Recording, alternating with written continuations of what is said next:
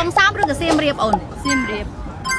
ពងសោសៀមរាប forever បង កំពង់សាម អូខេអូនហើយនៅពេលដែលទៅកំពង់សោមរកដល់អូនជិះអីទៅដែរ ជីឡានក្រុង អូខេហ្នឹងហើយអូនថ្ងៃក្រោយបើសិនជាអូនចង់ជិះឡានក្រុងអូនអាចកក់នៅក្នុង app Red របស់បានដោយសារ app Red របស់ហ្នឹងគឺជា app កក់សំបុត្រឡានក្រុងធំជាងគេបំផុតនៅលើពិភពលោកអូនហើយមានកម្មវិធី discount ច្រើនទៀតចំណែកហ្មងអូន សៀមរាប បងមានវិធីមួយដែលធ្វើអនឯងជិះឡានក្រុងទៅគឺចំណេញខ្លាំងមែនតើចង់ដឹងអត់ ចង់ដឹងបង នេះនៅលើដៃអដៃហ្នឹងគឺជា app Red Bus សម្រាប់ app Red Bus ហ្នឹងគឺស្រួលប្រើខ្លាំងមែនតើខ្ញុំចង់ជិះឡានក្រុងពីឧទាហរណ៍ថាពីភ្នំពេញទៅសៀមរាបហើយអូនគ្រាន់តែកំណត់ថ្ងៃកំណត់ម៉ោងអីចឹងទៅគ្រាន់តែសុយពុបគឺចេញមកផ្លឹបបងហើយអនឯងឃើញហើយគឺមាន discount ឯច្រើនជាពិសេសគឺអ្នកដែលប្រើថ្មីគឺមាន